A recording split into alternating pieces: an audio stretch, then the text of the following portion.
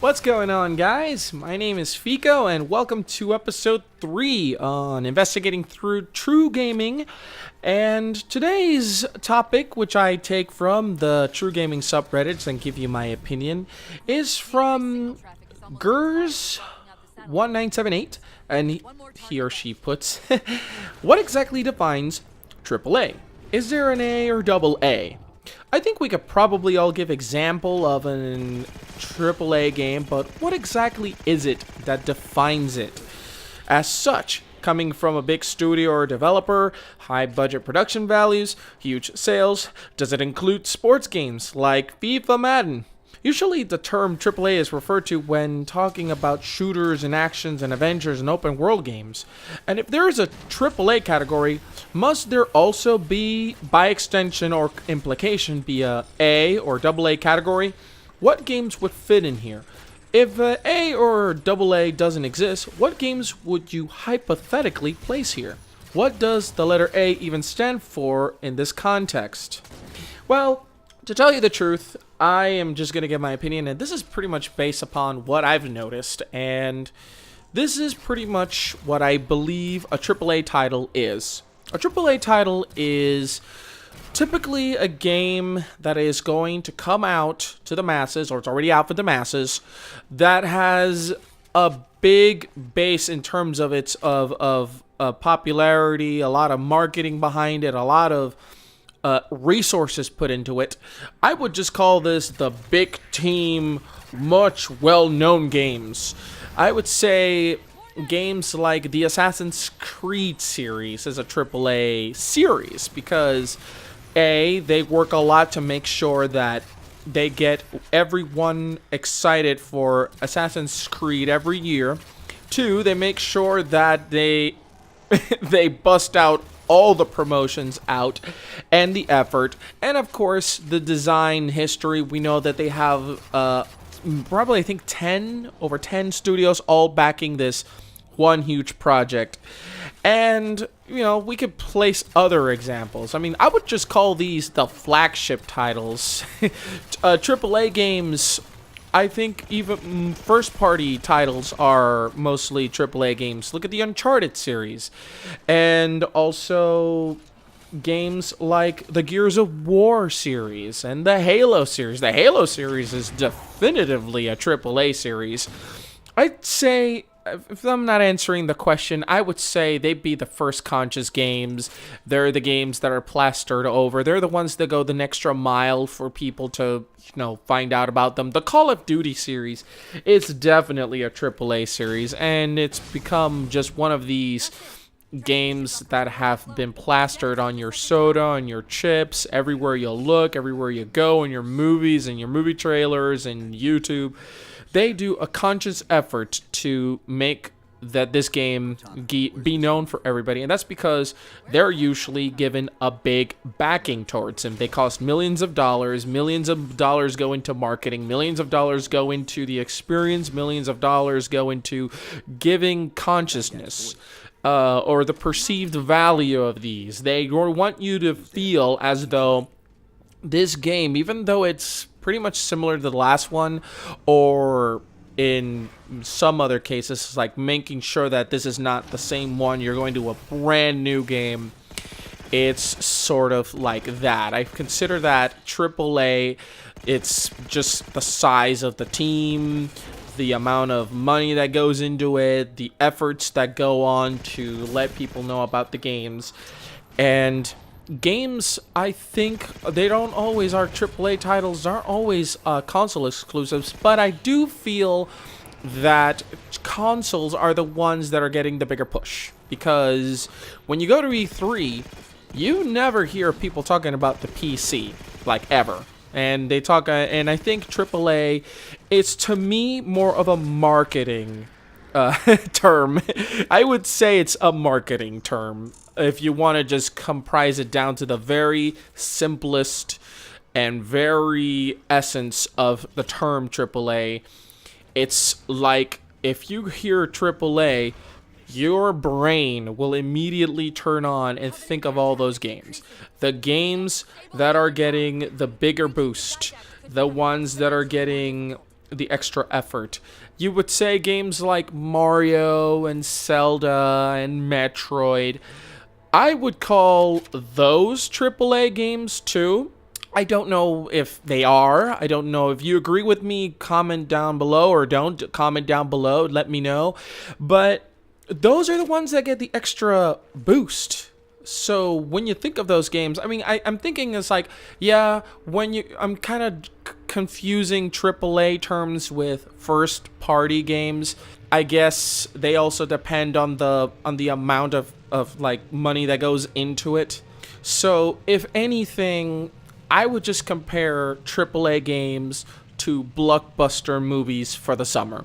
You know, they're the ones that you know that you're gonna just get the explosiveness that you want, the excitement that you want, the effort that goes into these games seem to be done bigger and better, quote unquote better, not always better, but quote unquote supposed to be better, because there's a lot more hands in it, and there's a lot. It's sort of like the comparison between a major blockbuster movie with a totally independent production.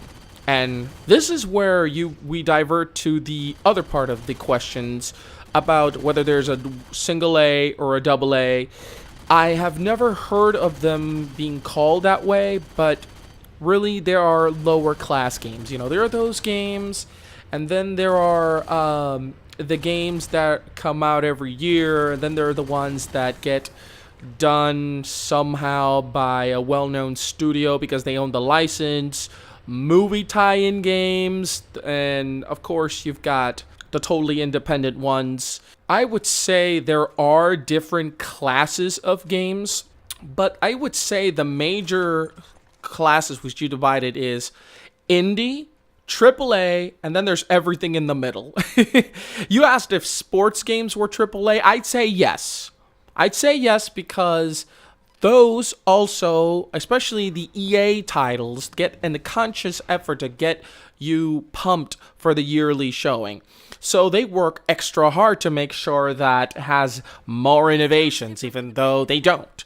But they look better, they feel better, they sound better, they try their best to make the games better and better, and they have bigger teams, and a lot of people work with them.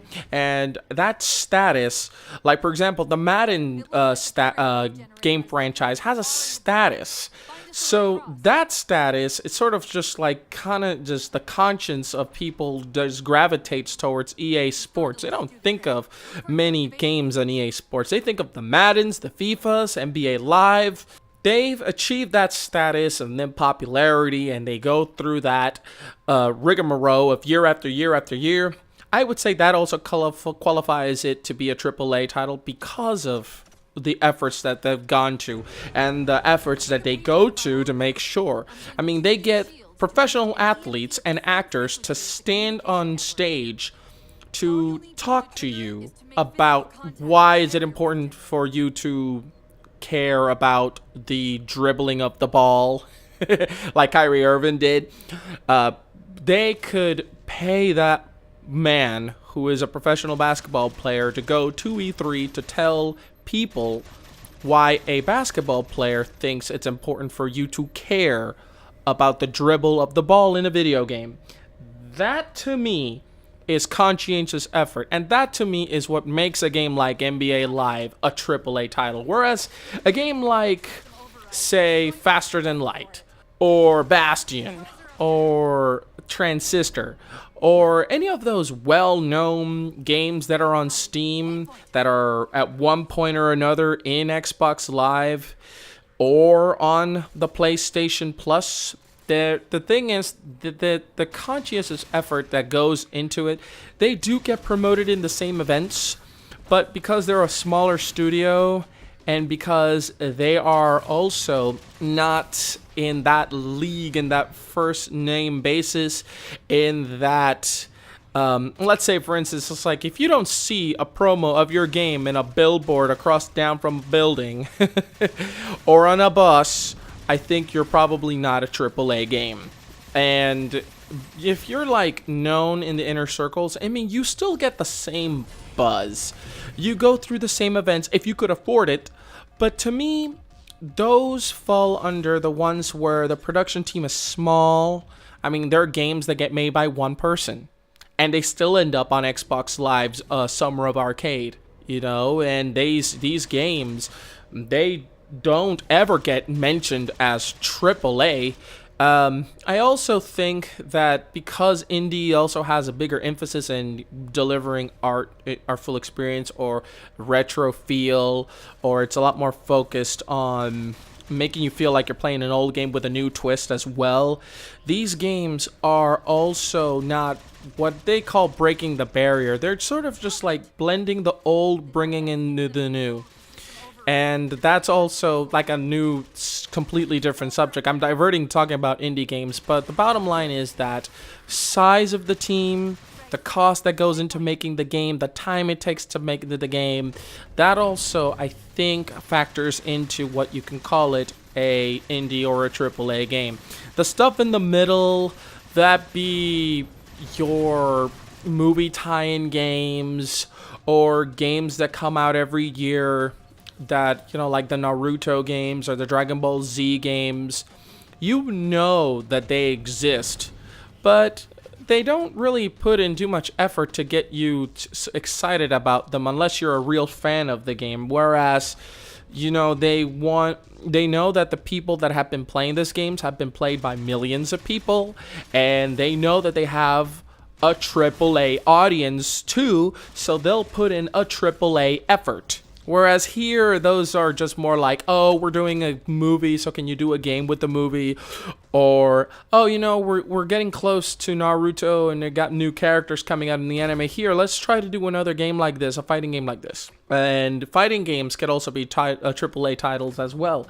The Street Fighter franchise, we were in love with Street Fighter when it first came out, Street Fighter 2 specifically, and it went on a long hiatus, and then Street Fighter 4 came, Street Fighter 4, and then Street Fighter 4 kept getting re-released, and it kept getting a Super Street Fighter 4, and then Ultra Street Fighter 4, and now Omega, and it's still growing, and it has and that's a big part of just the consciousness of everybody, the attention it's gotten, and the return of that investment towards everything that we've been waiting for.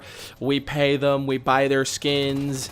I do not think that's a different like subject altogether, DLC, but regardless, they know that we love these games to that degree, to that level, and that is what makes a game like that a AAA. And just a conscientious effort to get this game in the consciousness of people.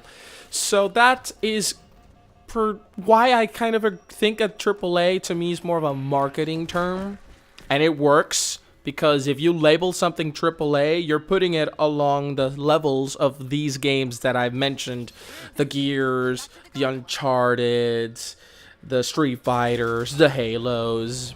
So those are just kind of like a few thoughts. I don't know if I missed anything. Let me go back to the post here. I spoke a lot about this here. But, and as for the letter A, even stand for in context, I don't know if this is specifically, there's any meaning towards it. Because, like, I don't think that there is an A or double A. Nobody calls games that are in the middle double A games. At least from my experience of reading articles online, I've never seen anybody call it an A title or an indie title, an A title or a middle of the road title. All I hear is AAA. And to me, I don't think that if it means something, I don't know. But honestly, I don't think that the A's mean anything. To me, it's just AAA, and AAA is on its own rank. To me, it's just sort of like there. But that's just my opinion. And if you all heard something that you kind of don't agree with me, if you know for sure that there is some conscious effort, there's like a method to get qualified to be called a AAA game, I'd like you to tell me down in the comments below, please. And please tell the subreddit's author on the link as well, because this person put it on the True Gaming subreddit, and when you post a comment and you leave it in question form, it's usually because they want an opinion of the people of what they think. And it was a pretty good set of questions. So, you know, me personally, I love doing this. I love talking on the mic. I love just spilling my opinions, and to me, this is sort of like a better way to convey these opinions, because, you know, you've got the camera in front of you, and I don't know. Even if you know there's nobody watching you, it's just kind of sort of like you get distracted. So this is a much better way to convey this series.